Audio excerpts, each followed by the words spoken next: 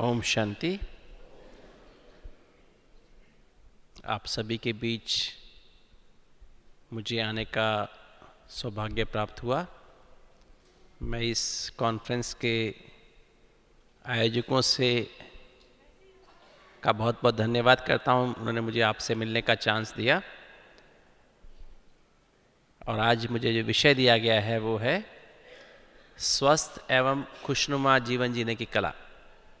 आप सभी स्वस्थ रहना चाहते हैं, बल्कि हमारे सभी संतों का तो ये जीवन का कर्तव्य है, लक्ष्य ये है कि सारे विश्व को स्वस्थ बनाना और सुखमय बनाना।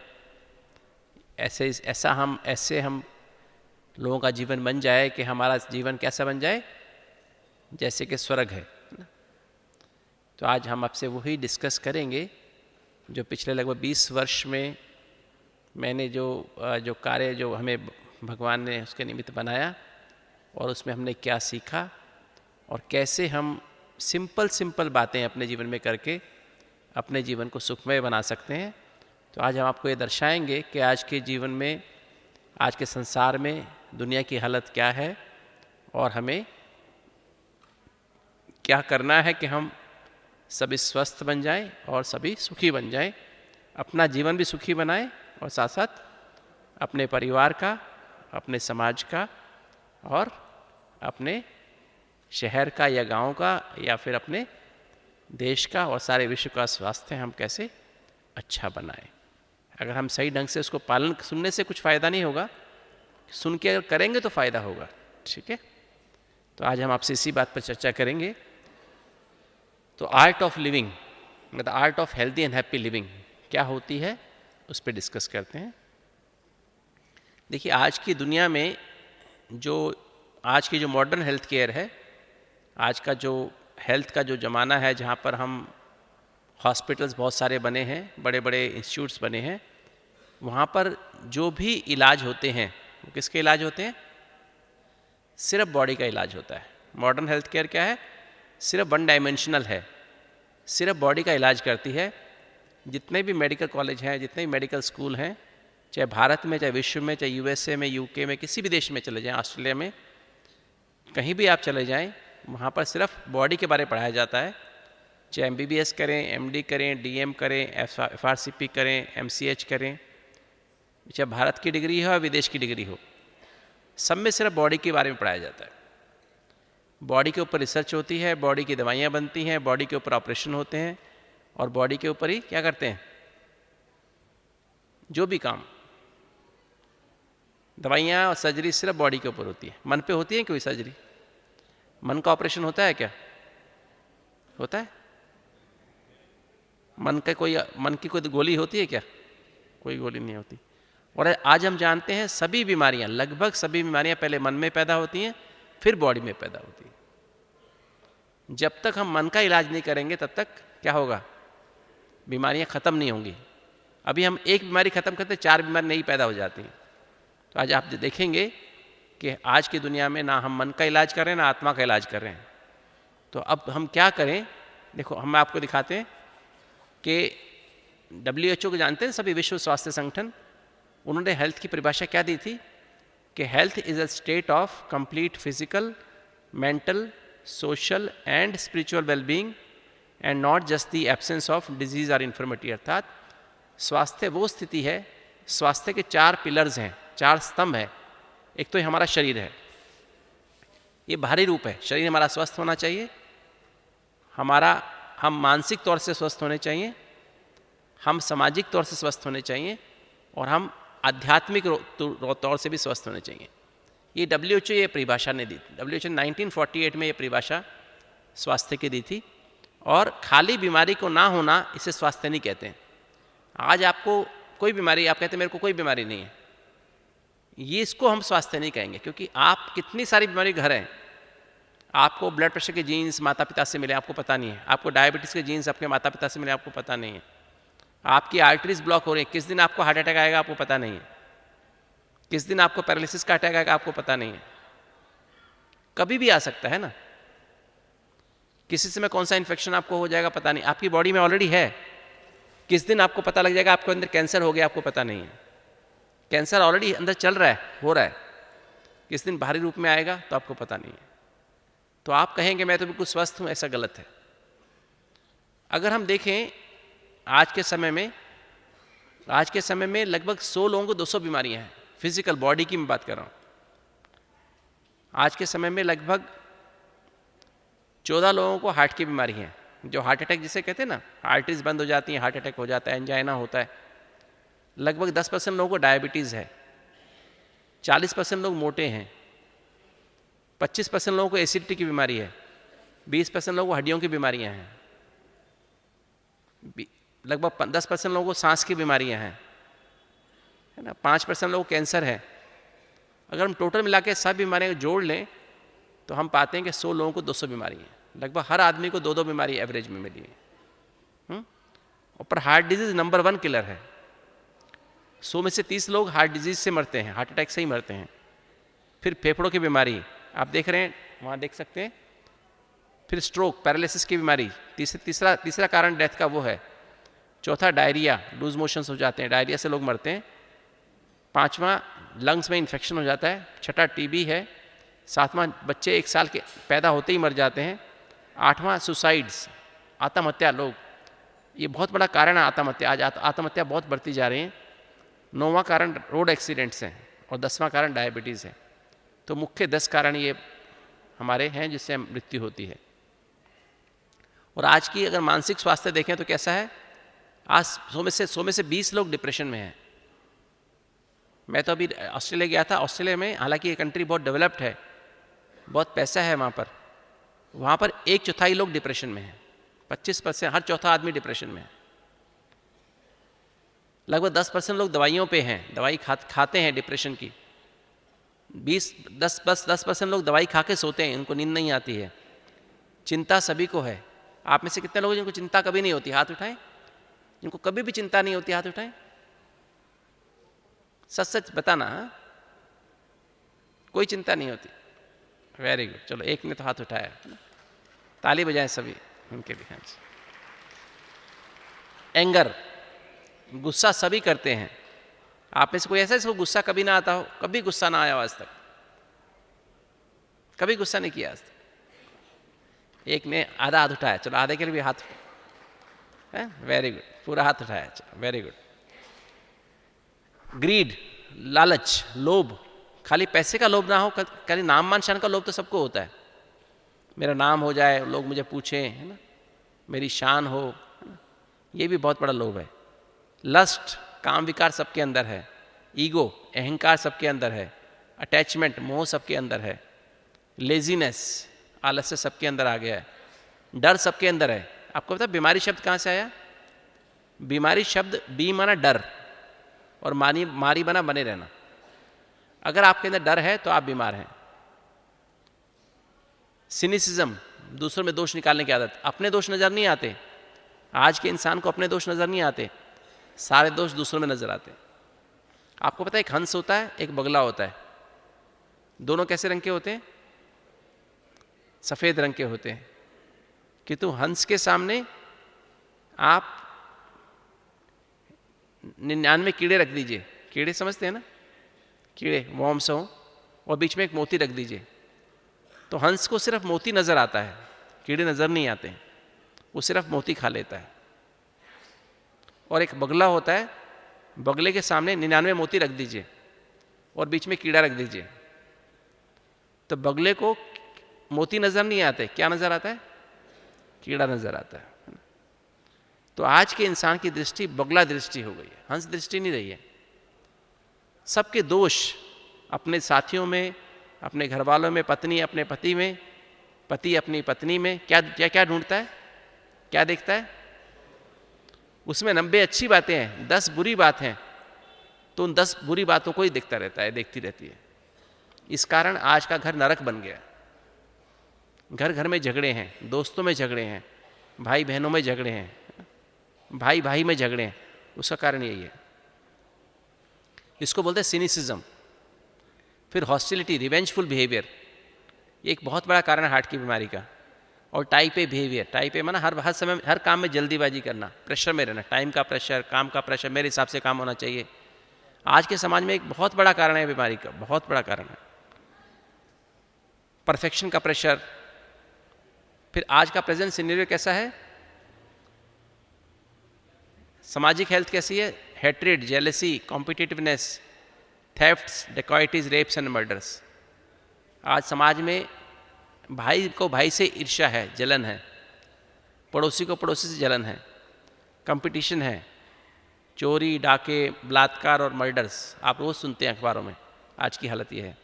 और स्पिरिचुअल हेल्थ कैसी है, आज सब लोग लड़ रहे हैं आपस में ईगो के कारण, आइडेंटिटी क्राइसिस है, पति पत्नी, भाई भाई, माँ बाप बच्चों से, बच्चे माँ बाप से, समाज में नेता नेताओं से, है ना। कोई भी किसी को देख के खुश नहीं है। क्यों? क्योंकि हम ये नहीं समझते कि हम एक ही बाप के बच्चे आत्माएं हैं। सब लड़ रहे हैं, कम्युनल राइट्स हो रहे हैं। कोई अपने को हिंदू समझ के, मुसलमान समझ के, इन बातों में ही क्रिश्चियन या सिख समझ के, वो देह के धर्म है, किंतु आत्मा का धर्म सिर्फ शांति है, आत्मा का धर्म सिर्फ प्यार है, खुशी है। उस धर्म को रियलाइज ना करके शरीरों के धर्म के कारण आपस में झगड़े हो रहे हैं। और आतंकवाद सारे विश्व में एक प्रॉब्लम है, सबसे नंबर 1 प्रॉब्लम आतंकवाद है। उसका सॉल्यूशन कमांडोज नहीं है, उसका सॉल्यूशन है आप स्कूल कॉलेज में बच्चों को बचपन से ही क्या दें, स्पिरिचुअलिटी की एजुकेशन दें कि हम एक ही पिता के बच्चे, सब आपस में आत्माएं भाई भाई हैं। तो ये तभी टेररिज्म का, आतंकवाद खत्म हो सकता है।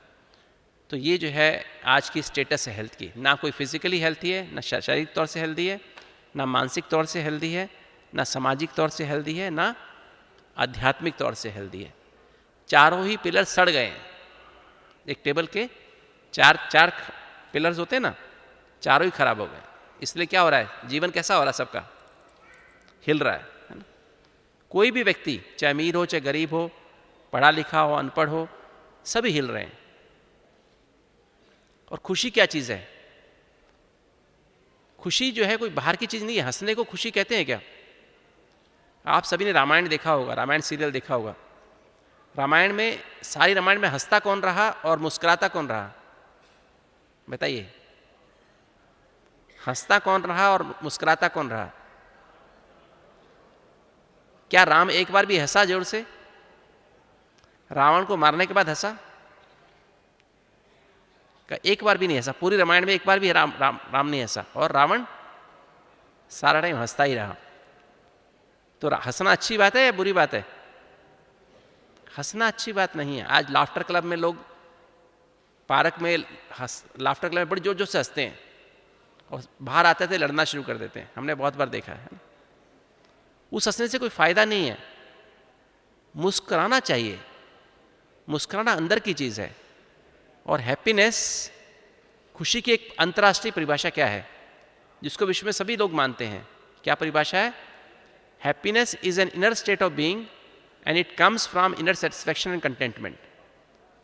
खुशी अंदर की बात है। कैसे आती, कब आती है? जब आप अंदर से संतुष्ट होते हैं, अंदर से संतोष आपके पास है, तो आप खुश होते हैं। संतोष सबसे बड़ा धन है, कहते हैं ना। जिसके पास संतोष है उसको कुछ भी नहीं चाहिए। जिसको कुछ चाहिए वो कभी खुश नहीं रह सकता है। ठीक बात है, गलत बात है?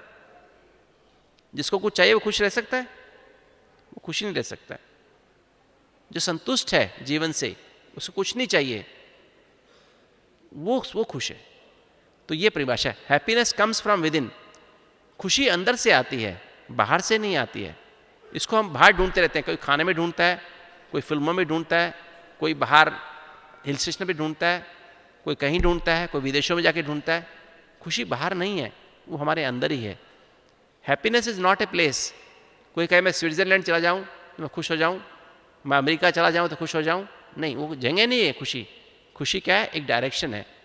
अगर उस डायरेक्शन में हम चलेंगे तो हम खुश रहेंगे। एक अच्छे मार्ग पर चलेंगे तो हम खुश रहेंगे। आज लोग कहाँ पर है? आजकल प्रेजेंट स्टेटस ऑफ हैप्पीनेस क्या है? आजकल फिजिकल हैप्पीनेस में लोग खोए हैं।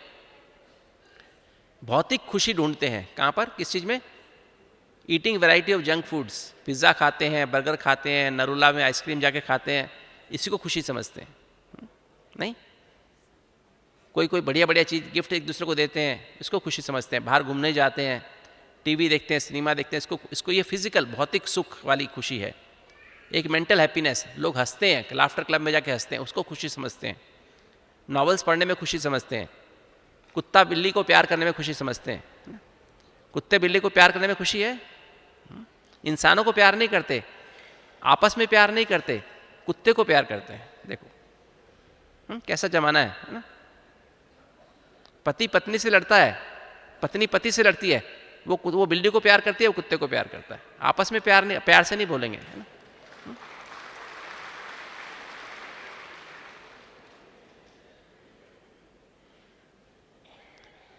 डेकोरेशन करने में खुशी समझते हैं और फैशन करने में खुशी, मन में खुशी होती है। फैशन करके मन में खुशी होती है। चेहरे पे खूब सारा क्या लगाते हैं, क्या चेहरे पे हाथ पैरों में क्या क्या क्रीम लगाते हैं, कौन कौन सी क्रीम लगाते हैं पता नहीं, है ना। क्या क्या पैक लगा के आते हैं ना, फेशियल पैक लगाते हैं ना, डेकोरेशन करके। फेस की भी डेकोरेशन करते हैं।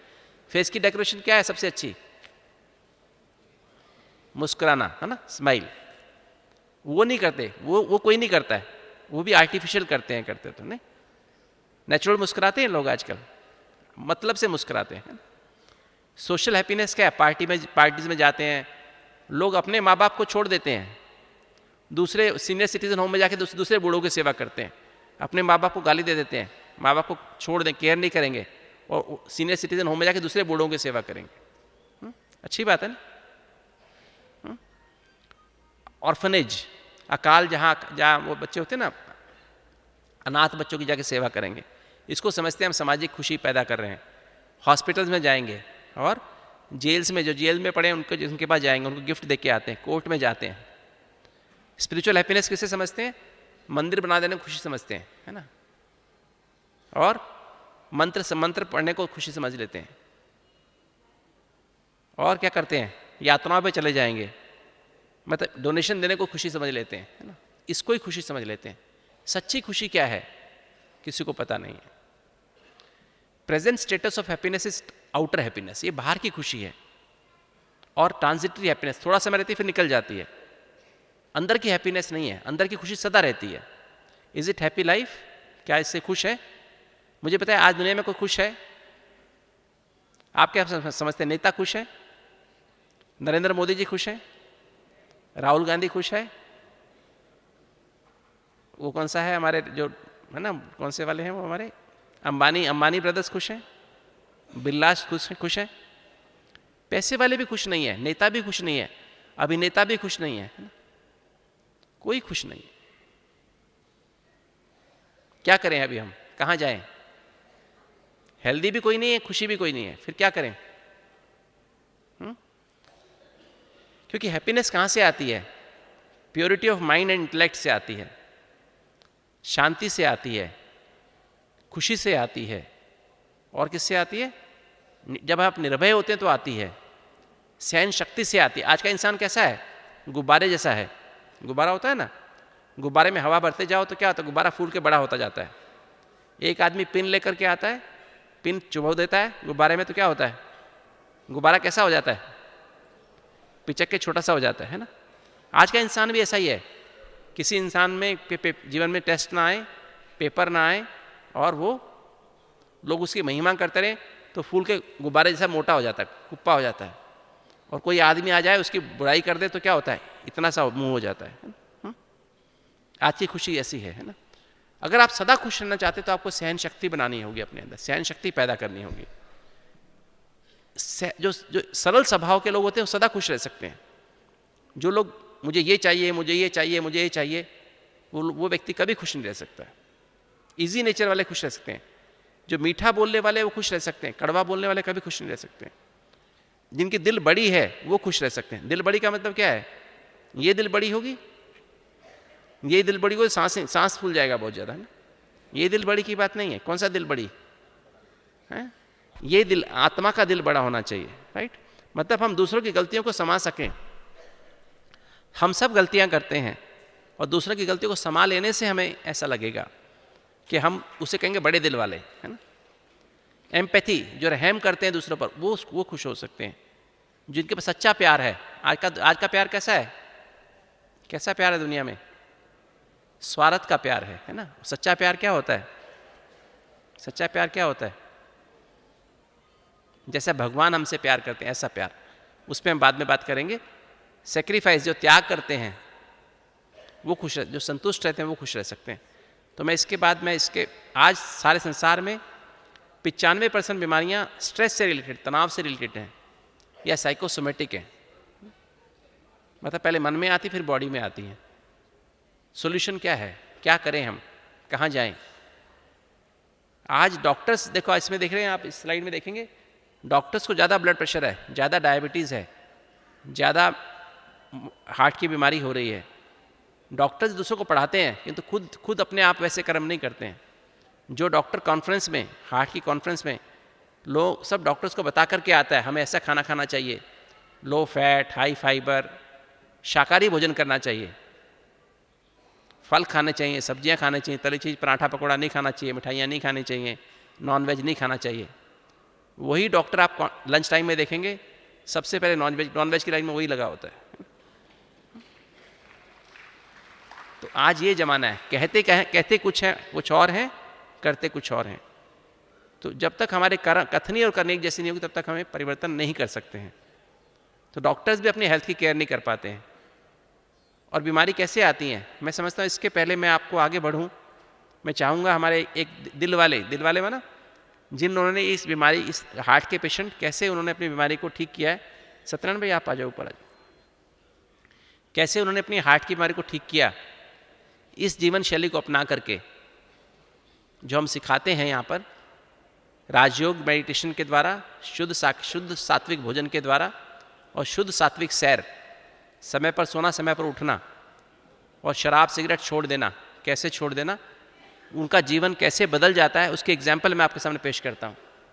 ये सत्यनारायण भाई हैं, हैदराबाद के हैं, इनकी लैंग्वेज थोड़ी हैदराबादी है किंतु आप ध्यान से सुनेंगे तो आपको बताएंगे कैसे वो बीमार थे, क्या तकलीफ थी और कैसे वो ठीक हुए और आज उनका जीवन कैसा है।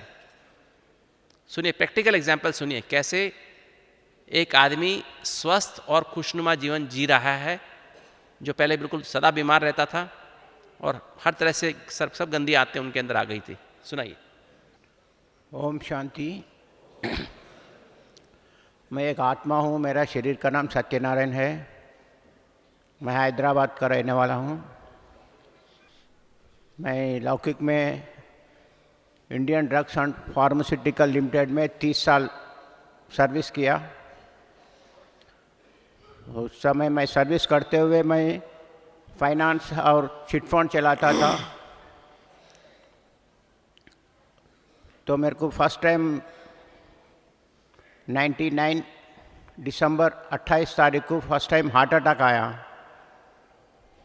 तो उस समय मुझे आधी रात को हार्ट अटैक आया तो हॉस्पिटल में भर्ती किए। फिर 4 जनवरी को एंजियोग्राम किए, 6 जनवरी को एंजियोप्लास्टी किया, स्टेंट डाल दिए। फिर 2004 में मुझे बाईपास सर्जरी हुआ, फिर हार्ट अटैक आया था। 5 जनवरी 2000 में इनको एंजियोग्राफी में देखा गया, उनके ब्लॉक्स हैं, और 6 तारीख को इनकी एंजियोप्लास्टी की गई और फिर 2004 में इनको बाईपास कराना पड़ा। हाँ जी बताइए। 2004 में फिर मेरे को आधी रात में फिर हार्ट अटैक आया। फिर हॉस्पिटल में गया तो फिर वहाँ पे मेरे को नेक्स्ट डे एंजियोग्राम करके बताया कि आपको बाईपास सर्जरी करना है, बोले 2 लाख रुपए जमा करो। तो मैं बोला अभी देखेंगे, अभी तो पैसे नहीं है बोल के वहाँ से डिस्चार्ज कर लेके फिर दूसरे हॉस्पिटल में मैं इंक्वायरी किया, बाईपास करना चाहिए क्या बोल के 4-5 हॉस्पिटल में फिरा तो सभी डॉक्टर बताए कि बाईपास सर्जरी करना है। तो फिर मैं 2004 मार्च में हैदराबाद में बाईपास सर्जरी कर लिया। बाईपास सर्जरी होने के बाद से फिर मेरे को 2 महीने के बाद मेरे को छाती में बहुत तकलीफ़ हो रहा था। सोने से मेरे को बहुत दर्द हो रहा, बैठे बैठे सोना हो रहा, बहुत तकलीफ़ हो रहा। तो फिर डॉक्टर के पास गए तो उसने चेकिंग पूरा करके बताया कि आपको फिर एक बार स्टेंट डालना बोले। मैं बोला एक बार स्टेंट हो गया, एक बार बाईपास हो गया, फिर अभी 3 महीने के अंदर फिर स्टेंट डालना बोल रहे। आप जो है ना मेरे को बाईपास ठीक नहीं किया, मेरे को इसीलिए ऐसा तकलीफ हो रहा बोला। और बोला वो डॉक्टर 1 लाख रुपए जमा करना। मैं बोला 1 लाख रुपए नहीं देता, कुछ नहीं, मैं आप फ्री में डालना। ज़रा मेरा स्टाइल कैसा रहता था बोले तो ज़रा रुबाब का टाइप रहता, दादागिरी टाइप रहता था। उसको डॉक्टर को ही डांटना शुरू कर दिया, मैं पैसे नहीं दे तुम बोल के। फिर बोला कम से कम आधा पैसे दो, 50,000 दिए तो हम स्टेंट डालेंगे। तो फिर मेरा तकलीफ़ मेरे को है बोल के फिर 50,000 दे के फिर मैं स्टेंट डाल लिया। स्टेंट डालने के बाद फिर ठीक हो गया, फिर से ऐसे हो गया। फिर 2007 में फिर मेरे को छाती में तकलीफ हो रहा, तो फिर मेरे को डॉक्टर के पास गए तो फिर वो बोला फिर और एक स्टेंट डालना अभी आपको बोला। मैं बोला एक बार स्टेंट हो गया, बाईपास हो गया, फिर स्टेंट हो गया, फिर अब स्टेंट बोल रहे 3 साल में एक बार स्टेंट डालते रहना क्या बोल के। बोले तो आप फिर क्या करेंगे, आपकी आदत है वैसे। मैं जब रोज़ शराब पीता था, शराब के साथ रोज़ मास्क आता था, मैं 18 किस्म का मास्क आया। और रोज़ रात में शराब पीने के बाद जो पैसे देने वाले रहते सताते ना, उनके पास जाके पैसे के लिए गए तो कहीं कहीं एक एक जगह लड़ाई झगड़ा होता था, मारम पीटी होता था, पुलिस केस भी होते थे। मेरे सब अच्छे आदतें नहीं थे, बुरे बुरे आदतें थे सारे। मुझे मारम पीटी करना, पैसे वसूल करना, ऐसा धंधा करता था। तो डॉक्टर बोला फिर तुम्हारे को ऐसे है आदत। हमारे बच्चे भी बहुत कंप्लेंट करते थे। मैं कहीं भी रिश्तेदारों के पास गया, कहीं भी गए तो वहीं पी के वहीं आउट हो जाता था। फिर बच्चे आके मुझे उठा के लेके जाते थे घर पे। तो ये 2007 में फिर स्टेंट डालना बोले तो मैं नहीं डलवाया। फिर एक दिन मैं ऐसी वॉकिंग कर रहा तो एक भाई ये मेरे को पर्ची दिया, फलानी ब्रह्म कुमारी आश्रम में भगवद गीता ज्ञान सुना रहे बोल के उसमें लिखा हुआ है। मैं गया 25 नवंबर 2007 में गीता ज्ञान सुना। जाके गीता ज्ञान सुने तो वहाँ मुझे समझ में आया कि मैं आत्मा हूँ, आत्माओं का बाप परमात्मा, परमात्मा आया है स्वर्ग स्थापना करने। अब मैं डिसाइड कर लिया मैं स्वर्ग में जाना। कोई भी काम मिले स्वर्ग में, मुझे टॉयलेट साफ़ करने की नौकरी मिले तो भी मैं स्वर्ग में जाना बोल के डिसाइड कर लिया। फिर मैं नेक्स्ट डे से 26 तारीख से फिर मैं कोर्स किया। कोर्स करने के बाद रेगुलर मुरली सुनने गया, सुबह शाम मुरली सुन रहा था। फिर वैसे ब्रह्मा बाबा का जीवित चरित्र का किताब लिया, वो किताब पढ़ते रहा दिन में। तो फिर मेरे को बहुत उसमें से बहुत टचिंग होने लगी, ये सब बुराइयाँ छोड़ना, ये छोड़ना बोले तो मैं 1 महीने के अंदर सारे बुराइयाँ छोड़ दिया। जितने बुराइयाँ मुझ में थे सारे बुराइयाँ छोड़ दिया। और एक बाटल पड़ी हुई थी घर में, तो मैं उसको 23 दिसंबर 2007 में, अभी उस टाइम धीरे धीरे मैं जब कोर्स किया तो मेरे को पीने का खाने का इच्छा नहीं रह रहा था। तो एक बाटल वो घर में था तो उसको 23 दिसंबर 2007 में उसको ख़त्म कर दिया। फिर कभी उसको टच नहीं किया। फिर एक दिन हमारा लौकिक बहन पूछा मेरे को, तू कौन सा ब्रांड पीता वो उसका नाम बताओ बोला। मुझे वो ब्रांड का नाम ही याद नहीं रहा। मैं फिर 1 महीने के अंदर सारे बुराइयां छोड़ दिया। मैं रेगुलर मुरली क्लास में जाता हूँ। अभी तक मैं एब्सेंट कभी नहीं हुआ। कितना भी बारिश होने दो, कुछ भी होने दो, मैं क्लास जाता हूँ। क्लास जाके फिर फर्स्ट सीट में बैठता हूँ। मैं हमारे सेंटर में हमारे टीचर बहन बोलते ये रेगुलर स्टूडेंट है, ये रेगुलर स्टूडेंट है बोलते। मैं उड़ीसा में हमारा लौकिक बेटी रहती थी, वहाँ भी जाता था तो वहाँ भी टीचर बहन बोलते तो बोलते थे कि रेगुलर स्टूडेंट है, रेगुलर स्टूडेंट है बोल के। जब बाबा मुझे मिल गए तब से मैं सारे बुराइयाँ छोड़ दिया। और 25-26 साल हुआ मेरे को बैक पेन ऑपरेशन कर लेना बोले। तो उससे पहले मैं ज्ञान में आने के बाद 3 महीने के बाद हार्ट का प्रोग्राम हैदराबाद में चल रहा बोल के हमारे टीचर बहन बोले कि यहाँ पे अभी आपका हार्ट का प्रॉब्लम है ना, यहाँ पे हैदराबाद में हार्ट का प्रोग्राम चल रहा, कैट प्रोग्राम, आपका एंजियोग्राम कराओ और पेपर भेजेंगे। हैदराबाद माउंट आबू से एक बड़े डॉक्टर साहब आ रहे, यहाँ पे हार्ट का प्रोग्राम चल रहा, आपका एंजियोग्राम कराओ बोले। तो मैं एंजियोग्राम कराया और पेपर हमारे सेंटर में हमारे दीदी को दिए तो दीदी भेज दिए। फिर हार्ट प्रोग्राम करने का मुझे चांस मिला। हैदराबाद में 2008 मार्च में मैं हार्ट का प्रोग्राम किया ज्ञान में आने के बाद 3 महीने के बाद। तो भाई साहब डॉक्टर साहब भी बड़े डॉक्टर साहब है, ये हैदराबाद आए थे यहाँ से, तो मेरे को जैसा जैसा बताया पूरा वैसे ही फॉलो किया। मैं फॉलो होने के बाद फिर 8 महीने के बाद मैं एंजियोग्राम करवाया। मेरे जो डॉक्टर स्टेंट डालना बोले, वो डॉक्टर बोला कि आपके ब्लॉकेज खुल गए, कैसा खुल गए बोले। तो मैं बोला ऐसा, मैं ब्रह्मा कुमारी आश्रम में जॉइन हो गया, मैं मेडिटेशन कर रहा हूँ, मेडिटेशन से मेरे ब्लॉकेज खुल गए बोल के मैं बताया। तो वो डॉक्टर भी बहुत खुश हो गया और वो डॉक्टर साहब को भी मैंने एक शिव संदेश किताब दे के आया। और मेरे को 25-26 साल हुआ, मेरे को ऑपरेशन कर लो बोले, बैक पेन कर ऑपरेशन कर लो बोले। मैं नहीं कर लिया था उस समय। तो फिर एक 4-5 साल पहले एक बार मैं कमर दर्द के लिए वो डॉक्टर के पास गए, तो वो बोला अब आप ऑपरेशन नहीं कर लिए, आप रेगुलर पेन किलर खाना। आप मेरे को कमर के दर्द के लिए मैं बहुत डॉक्टरों के पास गया, एलोपैथी, होम्योपैथी, ये सारे दवाइयाँ सारे खाया, मगर मेरा हार्ट के लिए उतना नहीं फिरा। कमर के लिए बहुत डॉक्टरों के पास गया, तो वो डॉक्टर बोला आप लाइफ लॉन्ग टैबलेट खाना बोला।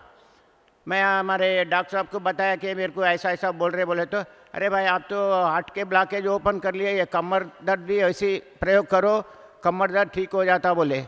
फिर मैं जैसे भाई साहब बताए वैसे ही फॉलो हुआ। अभी मेरा कमर दर्द भी ठीक है, मेरे को ज़्यादा कोई तकलीफ़ नहीं है कमर में, अभी बिल्कुल मैं ठीक हूँ। हमारे लिए जब घर में लड़ाई होता था पीने के बाद, मैं पी के आके फिर आते आते शराब लेके आता था, मांस लेके आता था, अभी पकाओ बोलता था रात में।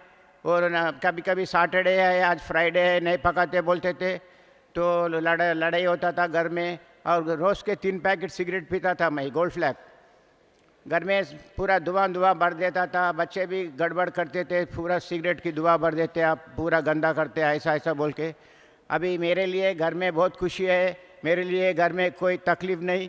अभी हम बाबा को चिपक गए, बाबा मुझे चिपक गया। ओम शांति। इनको ब्लड प्रेशर भी था, डायबिटीज़ भी थी, है ना, वो भी ठीक हो गया। साथ साथ ब्लड प्रेशर डायबिटीज़ की बीमारी भी थी, उसकी दवाइयाँ भी कम हो गई। और साथ साथ अभी लोग आपको क्या कहते हैं, आपको लोग घर में क्या कहते हैं, अभी रिश्तेदार क्या बोलते हैं आपको? अभी हमारे रिश्तेदार बहुत घर में आते थे, हमारे दोस्त भी बहुत रहते थे। अभी हमारे पास रिश्तेदार नहीं आते और दोस्त भी नहीं आते। अभी हमारे रिश्तेदार वालों के पास गए तो आज देवता आ रहा बोलते रहते, दोस्त लोग भी ऐसे ही बोलते रहते, देवता आ रहा बोलते। ओम शांति। तो समझा आपने कैसे एक आदमी जो शराब, सिगरेट, मांस, तरह तरह के मांस खाता था और लोगों से झगड़ा करना, पुलिस में केस होना, और उसकी एक एंजियोप्लास्टी हुई, फिर बाईपास हुआ, फिर एंजियोप्लास्टी हुई, उसके बाद फिर कहा आपको एंजियोप्लास्टी करानी है, और वो कैसी हालत में था और कैसे उनका जीवन बदल गया। यही राजयोग मेडिटेशन से, यही डाइट, ये एक्सरसाइज फॉलो करने से, ये जीवन शैली परिवर्तन करने से उनका जीवन बदल गया। ठीक है, मैं आपको बताता हूँ कैसे होता है, ये मैं आपको सिखाता हूँ। बैठिए। Thank you very much. मन क्या है, विचार क्या है और ब्रेन में क्या फ़र्क है? ब्रेन तो हमारा हार्डवेयर है, इसका वज़न 1200 ग्राम है। मन का कितना वज़न होता है? मन का वज़न कितना होता है? पर मैंने सुना है लोगों से, कई लोग कहते हैं आज मेरा मन इतना भारी है मैं बिस्तर से उठ नहीं सकता हूँ। और कभी कभी लोग ऐसा भी कहते हैं आज मेरा मन इतना हल्का है मैं से हवा में उड़ रहा हूँ। ऐसा कहते नहीं कहते? तो मन में 4 बातें होती हैं, इंग्लिश में हम कहते हैं टीम। टी फॉर थॉट्स माना विचार, संकल्प, ई फॉर इमोशंस माना भावनाएं, ए फॉर एटीट्यूड्स माना वृत्ति, और एम फॉर मेमोरी स्मृतियाँ।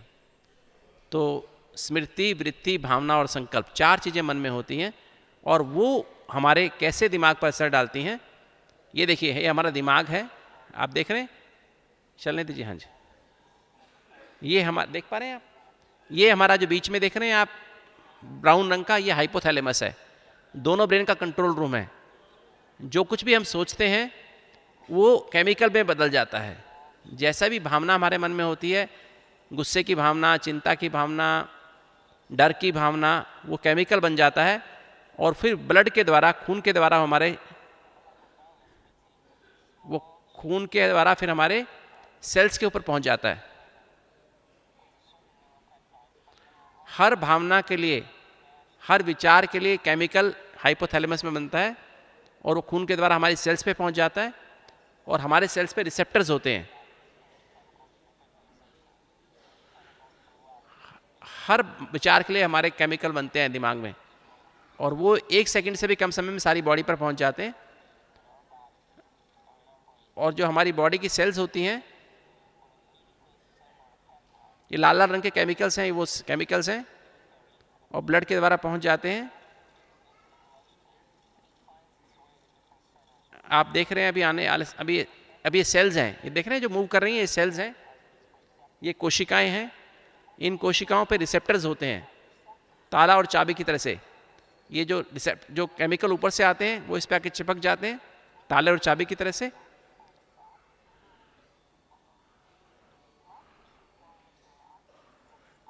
जैसे ताला और चाबी होता है, उसमें जाके जैसे लॉक चाबी लग जाती है और फिर सेल के अंदर रिएक्शंस होती हैं।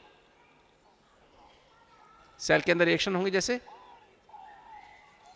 खुशी का मौका हो या शादी का मौका हो या चिंता, घर में लड़ाई हो, उसका उसका असर हमारी सेल्स पे पड़ता है। जैसा विचार हम करते हैं उसका असर हमारी बॉडी पे जरूर पड़ेगा।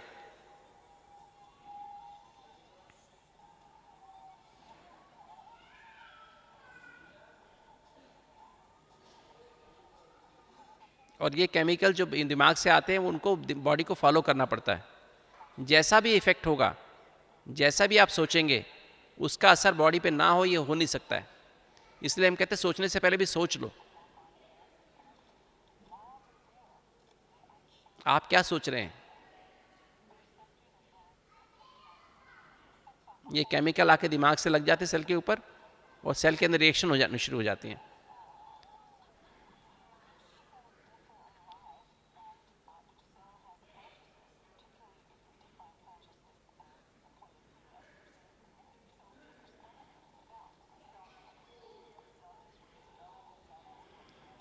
जो कुछ हम सोचते हैं हमारी सेल्स पे उसका असर जरूर होता है। ये सेल्स दिखाई, डिफरेंट डिफरेंट तरह की सेल्स, कोशिकाएं दिखाई हैं बॉडी में। हमारी शरीर 80,000 अरब कोशिकाओं से बना हुआ है। जैसे कोई आदमी खुश नहीं है तो खुशी खाने में ढूंढ रहा है। जैसे आप देखेंगे इस आदमी को, यह आदमी खुशी ढूंढ रहा है खाने में।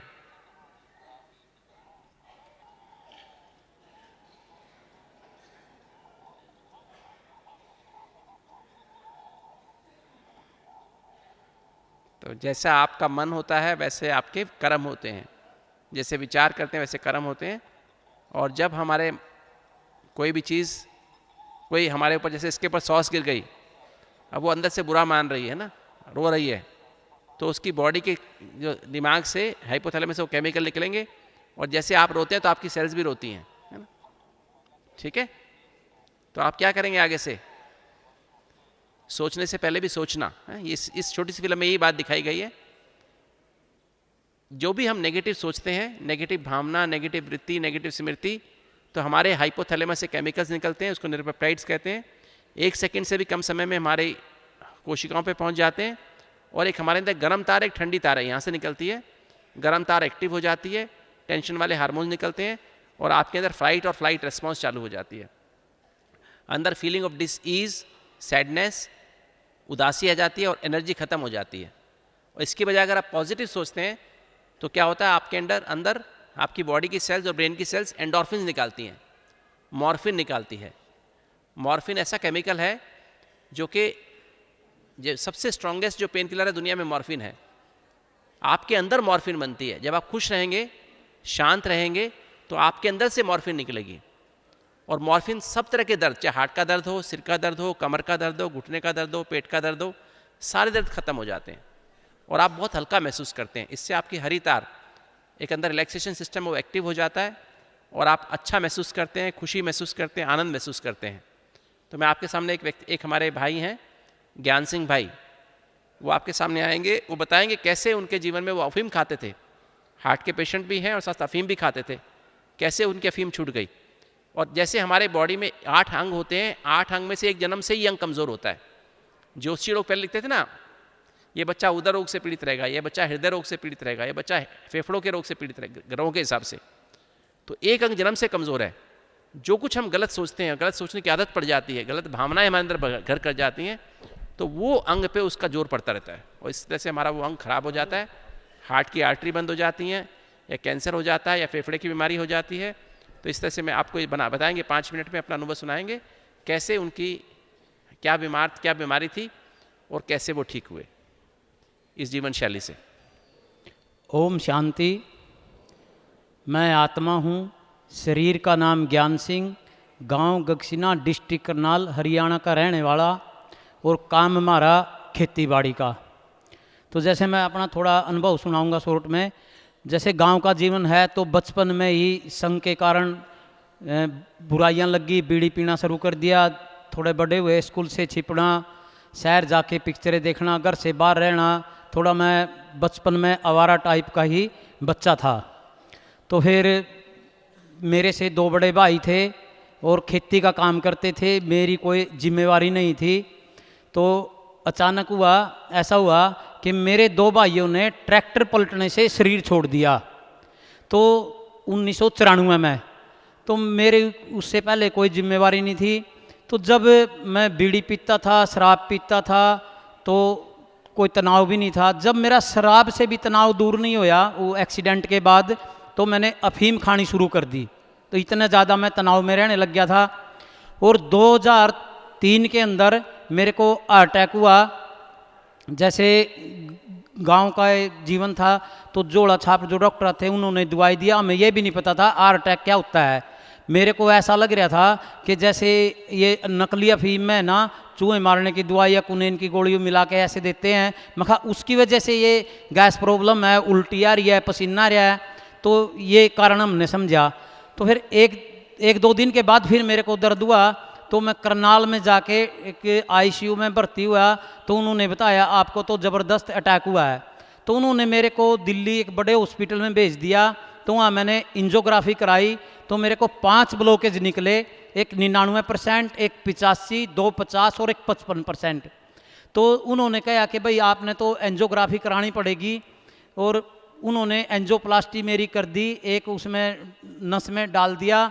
और उसके बाद भी जब मैं गांव में आया तो उन्होंने कहा कि भाई आपको ये बीड़ी, सिगरेट, शराब, अफीम ये सब छोड़नी पड़ेगी।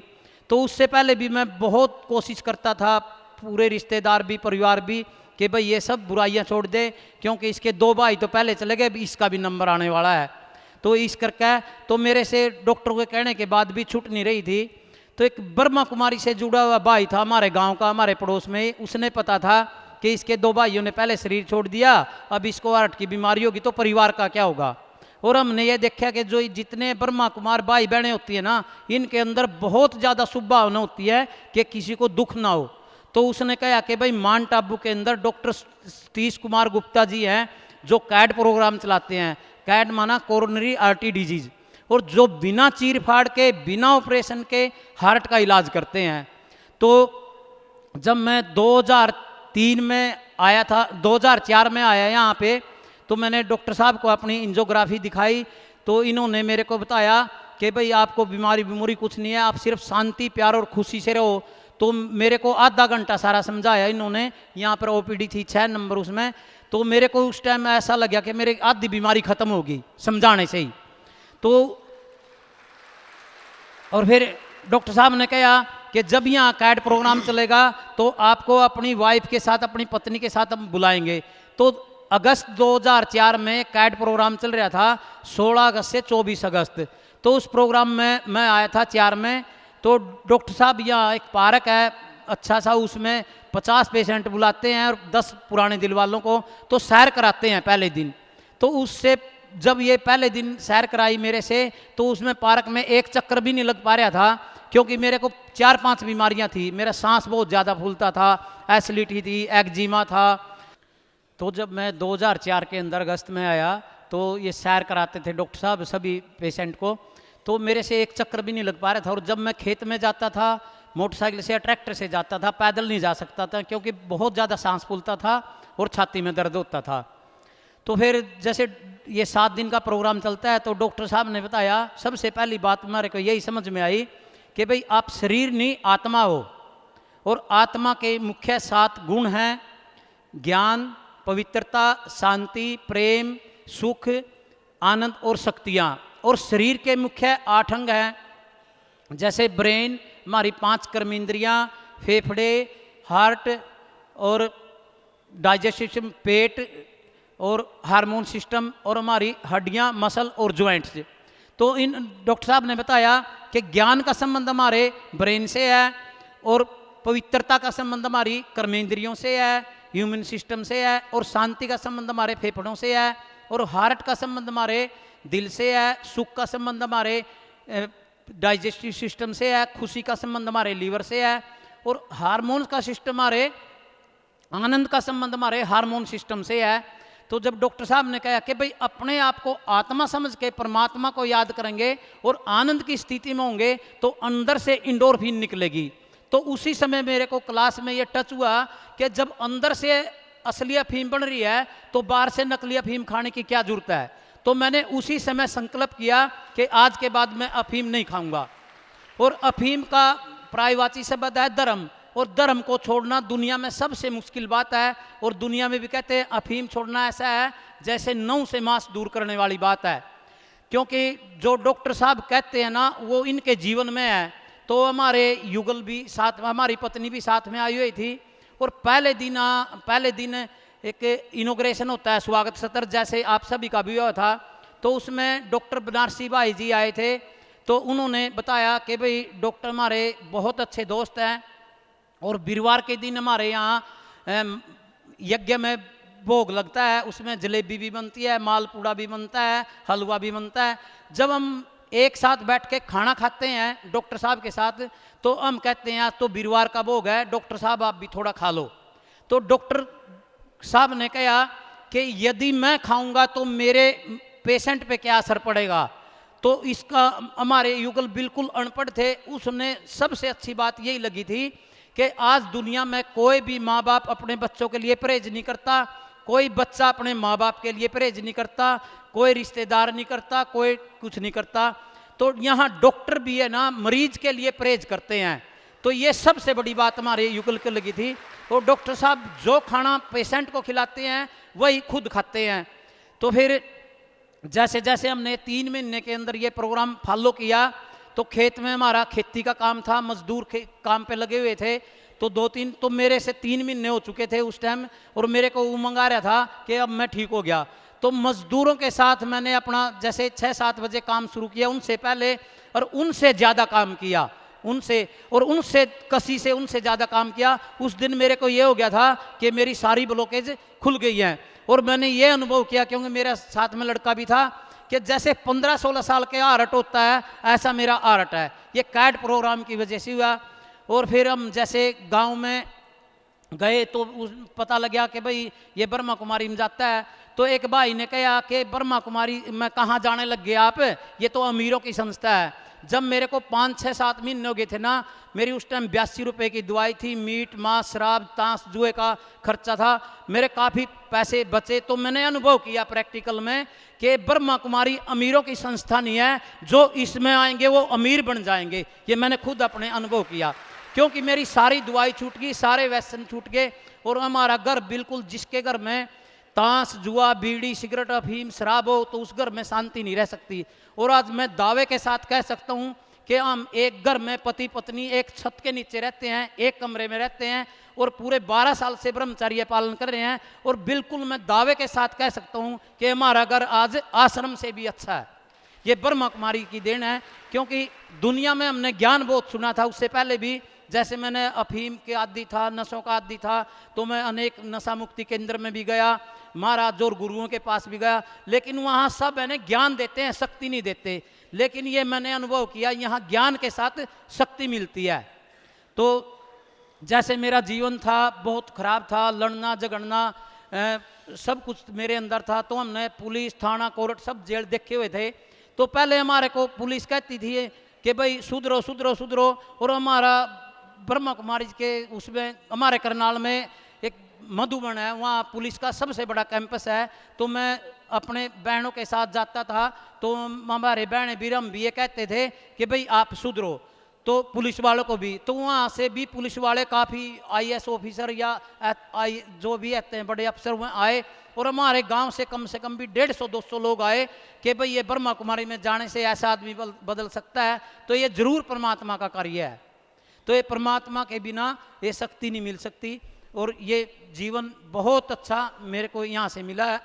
और दूसरी बात, 2008 में हम ग्राम विकास के प्रोग्राम में आए थे, तो उसमें हमने 2 एकड़ में बिल्कुल कोई केमिकल नहीं डालते, पूरा केमिकल फ्री है, और DWR है हमारे करनाल में गेहूं अनुसंधान केंद्र, तो वहाँ का प्रयोग भी चल रहा है, और केमिकल से भी ज़्यादा योग के प्रयोग से हमारी खेती भी हो रही है।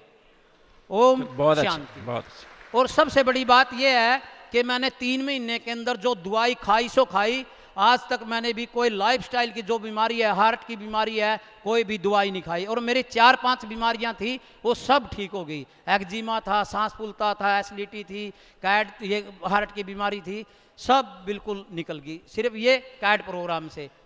इसमें बहुत अच्छा। एडी से चोटी लग का इलाज है। एक बार एक एयरफोर्स के पायलट आए थे, तो उन्होंने भी कहा कि भाई उनका जीवन यूज से चलता था, उन्होंने उस एयरफोर्स वाले ने उसको निकाल दिया था।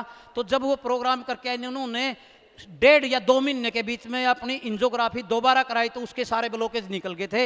मतलब मैंने 3 महीने में खोल ली, उन्होंने 1.5 महीने में खोल ली, और कम से कम भी 8-10 हज़ार पेशेंट तो यहाँ पर जिनकी फाइलें हैं, रिपोर्ट इंजियोग्राफी है, और ऐसे लाखों दिल वाले हैं या हार्ट पेशेंट हैं जिन्होंने इस कैड प्रोग्राम से फायदा लिया। ओम बहुत अच्छा, शांति। बहुत अच्छा। तो मेन बात है कि हमारी जीवन शैली कैसी है, जीवन शैली बदलना है।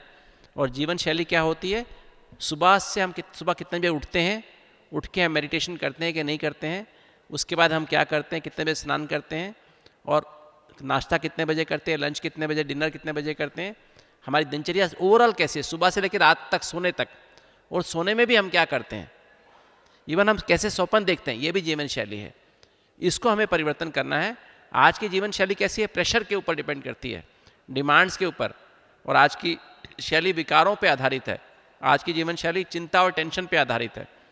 अगर अब राइट लिविंग करें तो हम हेल्थ और हैप्पीनेस पा सकते हैं। और एक हमारे अंदर घड़ी है हाइपोथैलेमस में, जो भी आपको मैंने दिखाया, हाइपोथैलेमस होता है दोनों ब्रेन का कंट्रोल रूम, उसमें एक घड़ी लगी है। उस घड़ी में, उसे जैविक घड़ी कहते हैं, उसमें सोने का समय है, सुबह उठने का समय है, मेडिटेशन करने का समय है, प्लानिंग करने का समय है, नाश्ता घूमने का समय है, उसमें सैर, उसमें आपको नाश्ता करने का समय है, काम करने का समय है, जो भी आपका ऑफिस या घर का काम उससे अच्छे से करने का समय है, लंच करने का समय है, रेस्ट करने का समय है, डिनर करने का समय है, और शाम के टाइम में मेडिटेशन करने का समय है, और सोने के पहले अपने आप को ऑडिट करने का समय है। अगर आप उसमें एक्यूरेट करते हैं, खाली क्या खाना नहीं है, क्या खाना है, कैसे खाना है, कब खाना, ये भी इंपॉर्टेंट है। सैर करनी, कैसे सैर करनी है, सोना भी तो कैसे सोना है, वो सब कुछ उस जीवन शैली के अंदर इस घड़ी के अनुसार अगर आप करते हैं तो आपकी हर बीमारी, चाहे मन की हो चाहे तन की, ठीक हो जाती है। और स्ट्रेस क्या, तनाव किसे कहते हैं, pressures divided by inner strength. आपके अंदर कितनी आत्मिक शक्ति है, प्रेशर बाहर के हो सकते हैं, आपके अंदर के हो सकते हैं, वो बदल नहीं सकते हैं, उनको बदलना बहुत मुश्किल होता है। किंतु आप क्या बदल सकते हैं, अपनी आत्मिक शक्ति बढ़ा सकते हैं।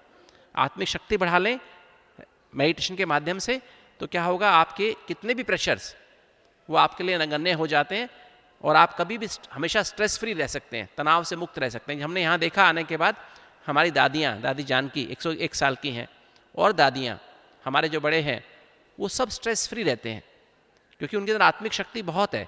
कितने भी प्रेशर हों, 140 देशों में सेंटर्स हैं, और हर जगह की प्रॉब्लम्स होती हैं, उसके बावजूद वो सदा मुस्कुराते रहते हैं, सदा हल्के रहते हैं। ये हमने देखा प्रैक्टिकली। और सिंपल है, मेडिटेशन करने का तरीका है क्या है, सिर्फ ABCD को revise. What is meditation? Meditation is nothing but realisation of the truth. सत्य को जीना, सत्य को अनुभव करना, सत्य ही देखना, सत्य में व्यवहार करना ही मेडिटेशन है। कोई आधा घंटा सुबह शाम मेडिटेशन नहीं। राजयोग का मेडिटेशन का मतलब ये है, आधा घंटा सुबह शाम नहीं, चलते फिरते उठते बैठते अपने सत्य में टिके रहना। मैं कौन हूँ, मेरा कौन है, मेरा उससे क्या संबंध है, और संसार रूपी नाटक को साक्षी होकर के देखना। जो हुआ अच्छा हुआ, मेरे कर्मों के अनुसार हुआ, जो हो रहा है बहुत अच्छा हो रहा है, क्योंकि अब परमात्मा मेरे साथ है, और जो होने वाला सबसे अच्छा होने वाला है। इस तरह से इस ABCD को हम रिवाइज और रियलाइज करते रहते हैं, तो यही मेडिटेशन है। इसके द्वारा हमें ऑटोमेटिक आत्मा शक्तिशाली हो जाती, आत्मा की शक्ति बढ़ जाती, सातों एनर्जी से भरपूर हो जाती। सतो प्रधान का मतलब आत्मा सातों गुणों से भरपूर हो जाती और ऑटोमेटिक उसका कंट्रोल, मन बुद्धि संस्कार उसके कंट्रोल में आ जाते, पांचों कर्मेंद्रियां उसके कंट्रोल में आ जाती, शरीर के आठों अंग उसके कंट्रोल में आ जाते और आत्मा राजा बन जाती। यही राजयोग मेडिटेशन है।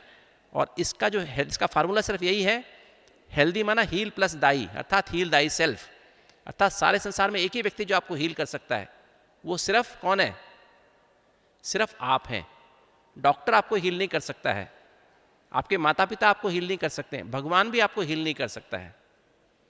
डॉक्टर आपको गाइड कर सकता है, आपके माता पिता भाई बहन आपके साथी आपको मदद कर सकते हैं, वो भी अगर आपने मदद की होगी तो एक गुना आपकी मदद कर देंगे, क्योंकि भगवान क्या करेगा, आप एक कदम उसकी तरफ चलेंगे तो आपको 100 गुना आपकी मदद करेगा।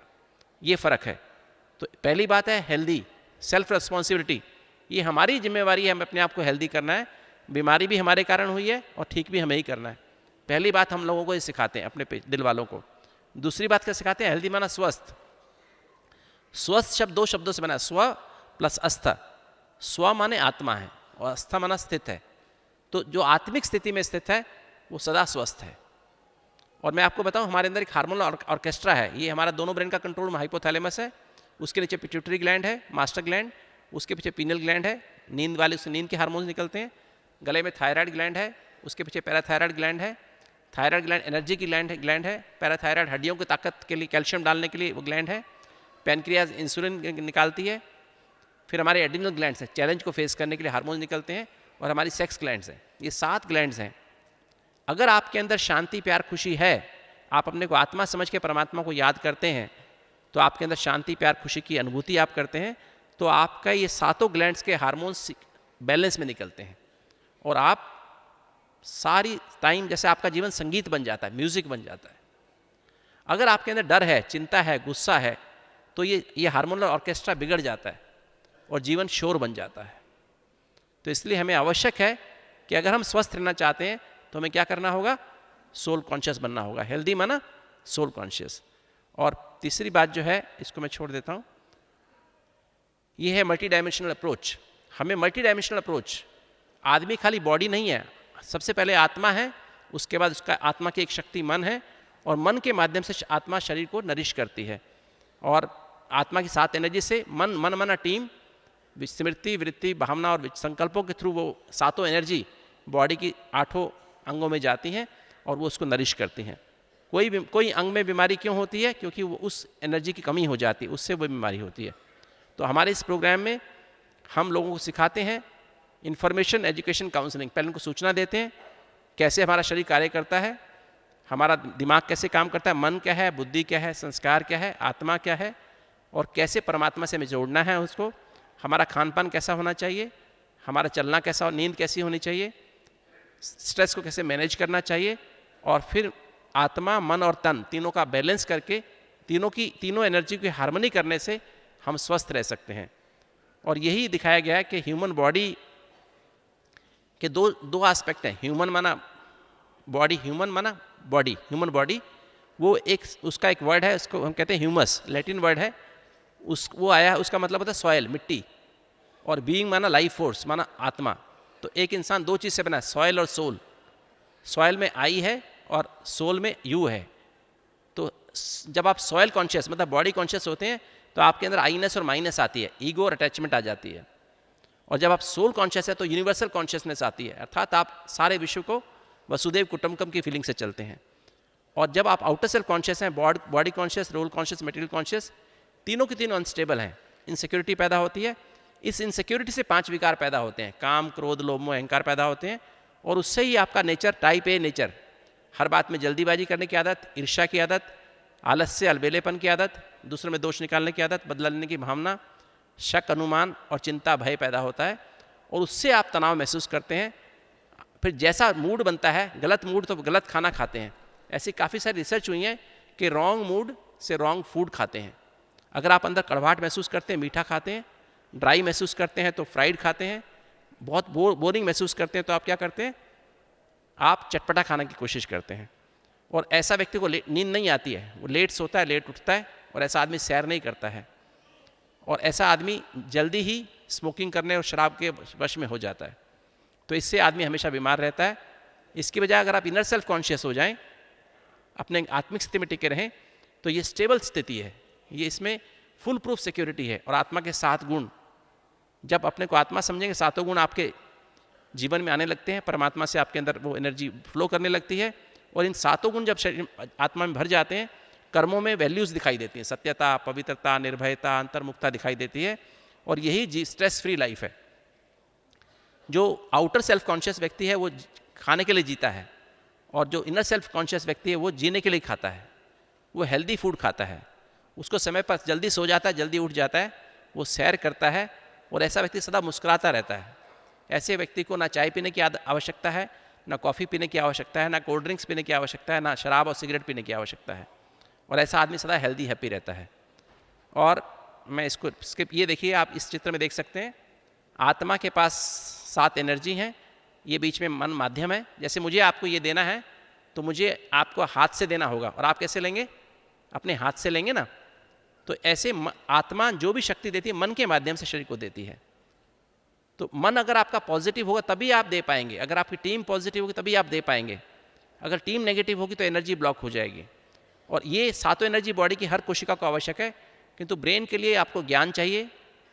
पवित्रता से आप अपनी 5 कर्मेंद्रियों को और इम्यून सिस्टम को नरिश करते हैं, शांति से लंग्स को नरिश करते हैं, प्यार से हार्ट को नरिश करते हैं, खुशी से लीवर और पेट को नरिश करते हैं, आनंद से हार्मोन्स को नरिश करते हैं, और आनंद और शक्तियों से जोड़ों को नरिश करते हैं, हड्डियों को नरिश करते हैं।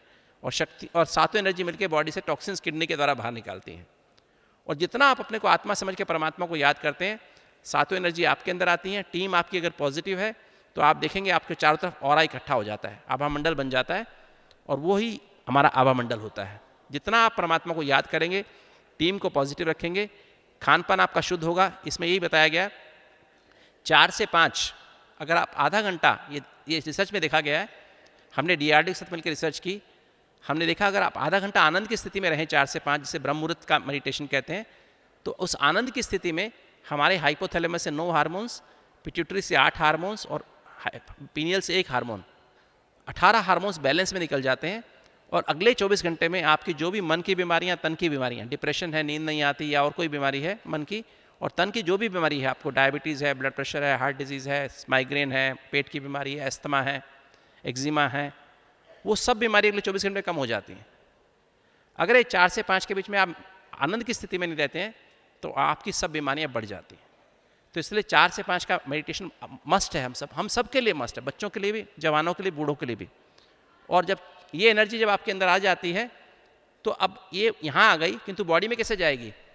जब आपकी टीम पॉजिटिव होगी। तो 8 बजे तक हम चुप रहते हैं, 8 बजे तक अपनी टीम को पॉजिटिव रखते हैं, ना टीवी देखते हैं, ना अखबार देखते हैं, ना मोबाइल देखते हैं, क्योंकि इन सबसे नेगेटिव टीम आती है, नेगेटिव विचार, नेगेटिव भावनाएं, नेगेटिव एटीट्यूड, नेगेटिव स्मृति आती हैं।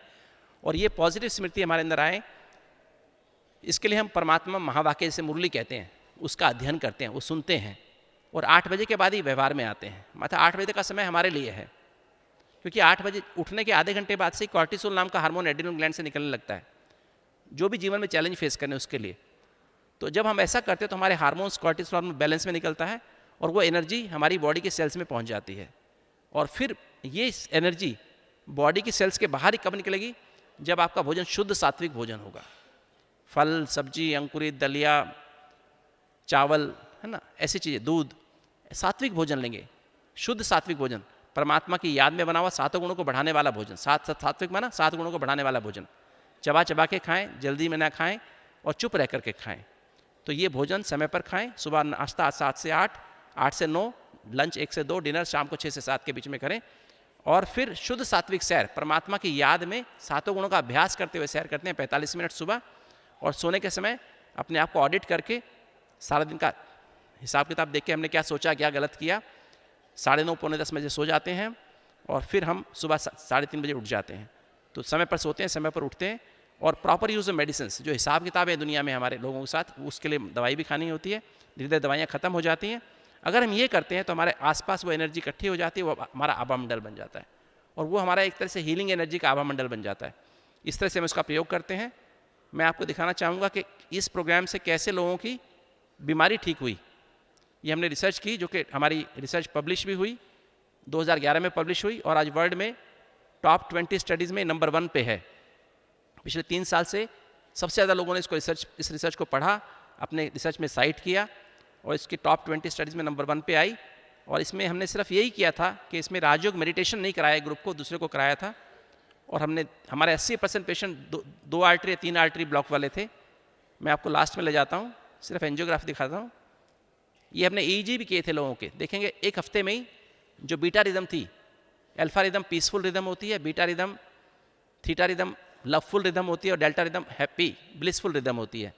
एक हफ्ते में अगर आप देखेंगे ध्यान से तो अल्फा रिदम ऊपर वाली बढ़ गई है, बीटा रिदम कम हो गई है, थीटा रिदम बढ़ गई है, मतलब प्यार बढ़ गया है और खुशी और आनंद बढ़ गया है। तो मैं इसको यहाँ से मैं एंजियोग्राम्स पे आ जाता हूँ।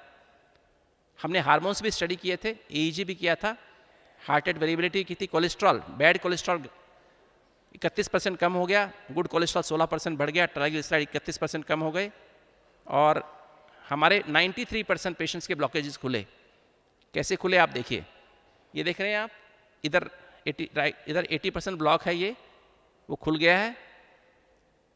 एक इतना लंबा ब्लॉक है, इसकी एंजियोप्लास्टी बाईपास में वो भी खुल गया है। और देखें 100% ब्लॉक भी खुल गया है, एक दूसरा 100% ब्लॉक खुल गया है। ये मल्टीपल ब्लॉक्स हैं, बहुत सारे ब्लॉक्स हैं, सारे खुल गए हैं। 80 और 90% ब्लॉक खुल गया है। इस पेशेंट को 2 बार हार्ट अटैक आया था, इसका हार्ट बड़ा हो गया था, हार्ट की पंपिंग पावर 30% हो गई थी।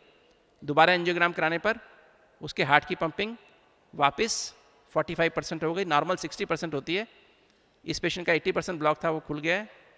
और इसमें देखिए इसकी हार्ट की पंपिंग 20% रह गई थी। ये एक्चुअली वीडियो क्लिप्स हैं, शायद काम नहीं कर रहे हैं। और रिपीट करने पर हार्ट की दीवार नहीं बन गई, हार्ट की पंपिंग 50% हो गई। और देखिए 100% ब्लॉक खुल गया। कंट्रोल ग्रुप में सारे ब्लॉक्स बढ़ गए हैं। इस रिसर्च में हमने पाया है कि हर ब्लॉक के पीछे हमारे मन का कारण होता है। कोई ब्लॉक उसी जगह पर क्यों होता है?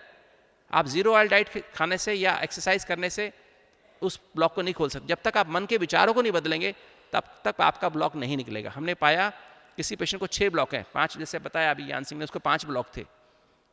उस 5 ब्लॉक के लिए अलग अलग 5 विचार, गलत तरह के विचार हैं 5 तरह के।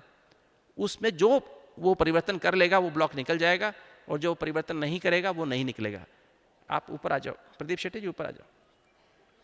तो हमने देखा इस पेशेंट के से ब्लॉक बढ़ गए, जब इसने राजयोग मेडिटेशन किया तो इसके ब्लॉक निकल गए। ऐसे ही देखिए ब्लॉक बढ़ गया है। एक पेशेंट की और 100% ब्लॉक है इसकी, ये आर्टरी यहाँ 100% ब्लॉक है। रिपीट करने के बाद वो ब्लॉक खुल गया है पूरा का पूरा। तो ये बेसिक यही बात है कि हमारा स्पिरिचुअल केयर, बी नेचुरल। ये मत समझो कि मैं अपना नाम आपके शरीर का नाम है, जो आप काम करते हैं वो आपके रोल है समाज में, वो आप नहीं है, वो आप रोल है आपका। सदा चलते फिरते ये अनुभव करें मैं आत्मा हूँ, और अपने आत्मा के सातों गुणों को बार बार फील करें। और इसके लिए सुबह 4 से 5 आधा घंटा मेडिटेशन करें और उससे आपका पिट्यूटरी से हार्मोन बैलेंस में निकलेंगे और आनंद की स्थिति का अनुभव करें। मेंटल केयर, 8 बजे तक चुप रहें, 7 से 8 मुरली सुने परमात्मा की, और इससे आपका हार्मोन्स, एड्रिनल हार्मोन्स बैलेंस में निकलेंगे। और बॉडी के लिए ईट नेचुरल, फल सब्जियां, अंकुरित दलिया, रोटी सब्जी, दाल चावल खाएं और समय पर खाएं, चबा चबा के खाएं। सुबह 45 मिनट सैर करें सूर्य उदय के बाद, और आधा घंटा शाम को सूर्य अस्त के पहले सैर कर लें। 10 बजे सो जाएं, 4 बजे उठ जाएं, और प्रॉपर दवाई की अगर आवश्यक दवाई भी ले लें। अगर आप इस तरह से करेंगे तो आप पाएंगे कि आप बहुत ही सदा स्वस्थ रहेंगे, खुश रहेंगे। और मैं आपके सामने अंत में हमारे एक दिलवाले हैं प्रदीप शेट्टी, वो आपको 2 मिनट अपना अनुभव शेयर करेंगे, कैसे उनका जीवन बदला। वो एक बैंक में ऑफिसर थे बॉम्बे में, और कैसे उनका जीवन इस प्रोग्राम में आने से बदला। इन्होंने कैसे अपना जीवन शैली परिवर्तन की और आज सदा स्वस्थ हैं, सदा खुश हैं। ओम शांति। मैं एक आत्मा हूँ, शरीर का नाम प्रदीप शेट्टी है, बम्बई से आया हूँ और बैंक का मैनेजर हूँ मैं। 2005 में मुझे हार्ट अटैक आया। जैसे मेरे 2 दोस्तों के बारे में आपने अभी सुना कि उनको बहुत सारी आदतें थी, मुझे कोई चीज़ की आदत नहीं है। मैं चाय तक नहीं पीता हूँ, मुखवास तक नहीं खाता हूँ। फिर ऐसे आदमी को हार्ट अटैक कैसे आए? क्योंकि मुझे कोई चीज़ की आदत नहीं थी, सिर्फ एक ही आदत है, सवेरे से लेकर रात तक काम काम काम काम। बैंक का मैनेजर हूँ बॉम्बे के ब्रांच का। तो सवेरे 9 बजे ब्रांच खोलता था, रात को 9 बजे बंद करता था। मुझे कोई चीज़ की आदत नहीं। सवेरे 5 बजे उठकर, मलबार हिल एरिया में रहता हूँ बॉम्बे के, वहाँ से चौपाटी पूरा चल के जाता था 20 साल। तो ऐसे आदमी को हार्ट अटैक क्यों आना चाहिए? मेरे 50वें सालगिरह पे, एग्जैक्टली 50वां सालगिरह था, उसी वक्त मुझे हार्ट अटैक आया। मुझे पता ही नहीं चला क्यों आया। उस वक्त मैं बॉम्बे हॉस्पिटल, बॉम्बे में बॉम्बे हॉस्पिटल, उसके ब्रांच, मेरे उस बिल्डिंग में मेरी ब्रांच थी, वहाँ मैं काम करता था। तो जाके जब डॉक्टरों को बताया तो डॉक्टर ने कहा कि आपको 2 घंटे पहले हार्ट अटैक मैसिव आ गया था। मैंने कहा क्या बात कर रहे हैं, अभी तो मैं ऑफिस से आया हूँ। फिर मुझे लैब में लेके गया, कैथ लैब में लेके गया। फिर वहाँ पता चला कि मुझे एलईडी में 100% ब्लॉक आया। एंजियोप्लास्टी हो गया, 4 लाख का बिल हाथ में आया। दूसरे दिन, 4 दिन के बाद मुझे घर छोड़ा गया। 45 दिन घर में रहा। रोज़ रोज़ बस यही बात चलती थी कि क्यों मुझे हार्ट अटैक आया, क्योंकि जैसा मैं आज हूँ वैसा ही मैं पहले भी था। मुझे कोई चीज़ की आदत नहीं, मेरी फैमिली में किसी को हिस्ट्री नहीं है, ना मैं मोटा हूँ, ना डायबिटिक हूँ, ना हाइपरटेंशन है मुझे। फिर हार्ट अटैक क्यों आ सकता है? मैं हर एक डॉक्टर से पूछा, उनका कोई जवाब नहीं मिला मुझे। फिर मेरी युगल जो है ब्रह्म कुमारी के साथ जुड़ी है। उन्होंने कहा चलो माउंट आबू में कैड का प्रोग्राम चलता है। तो ज़्यादा पढ़ा लिखा होने की वजह से मैं ये चीज़ों में मानता नहीं था, ज़्यादा साइंस और डॉक्टरों पे ज़्यादा विश्वास था। तो 3 साल के बाद जब यहाँ आया, भाई साहब से मिला मैं, डॉक्टर गुप्ता से।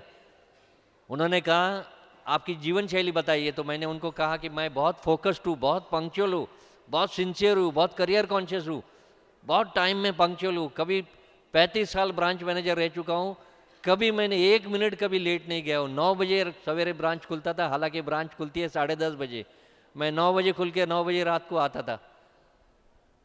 तो उन्होंने कहा कि ये आपके 5 रीज़न है हार्ट अटैक के: जल्दबाजी, चिंता, गुस्सा, छोटी छोटी बातों को फील करना। आप टिपिकल टाइप ए बिहेवियर के आदमी है। तब तक मुझे टाइप ए बिहेवियर क्या है पता ही नहीं था। टाइप ए बिहेवियर, उन्होंने बताया कि टाइप ए बिहेवियर वाले को आज न कल, न परसों, न नरसों हार्ट अटैक आना ही है। जैसे जल्दबाजी है, जिसको चिंता है, जिसको छोटी छोटी बातों में फील होता है, वैसे आदमी को आज न कल हार्ट अटैक आना ही है। तो उन्होंने कहा कि ये मेरा प्रोग्राम आप एक्यूरेटली फॉलो करो, आप ठीक हो जाओगे। अब मैंने जैसे कहा कि बॉम्बे हॉस्पिटल में 6 साल था, तो डॉक्टर्स सारे मेरे दोस्त थे, जल्दी से तो पूरा। मुझे इनकी बात कोई हजम नहीं हुई। मैंने कहा चलो करके देखते हैं। और करके विश्वास कीजिए, 45 दिन में मेरा हार्ट का जो पावर था, पंपिंग पावर था, वो 25 था। 45, सारी दुनिया में पता है, सारे डॉक्टरों को पता है, कोई ऐसी दवा नहीं, कोई ऐसा इंजेक्शन नहीं, कोई ऐसा ऑपरेशन नहीं जिससे हार्ट की पंपिंग पावर बढ़ती है। आम आदमी की पंपिंग पावर 56 to 60% है, मेरी 25 थी और 45 दिन में मेरी 60 हो गई। और सबसे बड़ी बात मेरे जीवन पूरा परिवर्तन करने की एक बात हो गई। मुझे 1 साल का था तब से अस्थमा था, दमा था, जो मेरे पिताजी को था, उनके पिताजी को था, उनके पिताजी को था। ये फैमिली हिस्ट्री में था ये। और ये जैसे प्रोग्राम मैंने एक्यूरेटली फॉलो किया, सवेरे 3 बजे से उठने से रात को 10 बजे तक जो भी मुझे बताया गया, और बहुत यूज़र फ्रेंडली है। ऐसा नहीं कि मैं कुछ नौकरी छोड़ के यहाँ आया था, मैं ब्रांच मैनेजर रहते हुए ये सारा फॉलो किया। तो आप समझ सकते हो ये प्रोग्राम कितना इजी है। तो जब मैंने ये फॉलो किया तो मेरा अस्थमा कहाँ चले गया पता नहीं चला। आज 8 साल हो गया, मैं कोई अस्थमा की दवाई नहीं लेता हूँ। और इन 8 सालों में मैंने इतने डॉक्टर्स अप्रोच किए, एक डॉक्टर नहीं बता सका सिवाय डॉक्टर गुप्ता की कि मेरी अस्थमा कहाँ चली गई। 2014 में मेरे प्रोस्टेट में ट्यूमर डिटेक्ट हो गया, यहाँ गुजरात में नज़दीक है यूरोलॉजिकल हॉस्पिटल में, वहाँ मैं चले गया। जब चले गया तो उन्होंने देखा कि इनका जो ट्यूमर का रिपोर्ट पहले था और बाद में था, वो इतना फ़र्क आया। 6 महीने में मेरे प्रोस्टेट का ट्यूमर गायब हो गया। आज भी उस हॉस्पिटल के नोटिस बोर्ड पे मेरे रिपोर्ट लगाए हुए है, रिपोर्ट लगाए हुए कि पहला 70 साल के रिकॉर्ड में ये पहली केस है जिसको बिना दवा के इसका ट्यूमर ठीक हो गया है। तो आया था यहाँ हार्ट ठीक करने, जिंदगी कब ठीक हो गई पता नहीं चला। तो सुना आपने, देखो ये जीवन शैली से, इसे राजयोग जीवन शैली भी कह सकते हैं कि ना कि खाली हार्ट की बीमारी ठीक हो गई, अस्थमा भी ठीक हो गया, ट्यूमर भी ठीक हो गया, सभी गंदी आदतें भी छूट जाती हैं और कैसे हमारा जीवन बदल जाता है। तो ये है स्वस्थ एवं खुशी जीवन जीने की कला। इसमें सिर्फ क्या करना है, अपने को आत्मा समझना है, अपने खान पान को शुद्ध और सात्विक बनाना है, सुबह शाम परमात्मा की याद में सैर करनी है, बोलते हुए सैर नहीं करनी है, बातें करते हुए सैर नहीं करनी, उससे और बीमार हो जाएंगे। सूर्य उदय के बाद सैर करनी है, सोना समय पर है, परमात्मा को याद करके सोना है और सुबह जल्दी उठ के फिर मेडिटेशन करना है। और कोई भी अगर आपके अंदर आदत है चाय कॉफ़ी और कोल्ड ड्रिंक्स पीने की या कोई भी ऐसी आदतें हैं तो उसको छोड़ देना है। तो ये अगर आप करेंगे तो आप सदा के लिए स्वस्थ रहेंगे, खुश रहेंगे। यही मेरी आप सबके लिए शुभकामनाएं। आप सदा स्वस्थ रहें, सदा खुश रहें और आने वाले समय में समाज की और अपने देश की सेवा करते रहें। ओम शांति।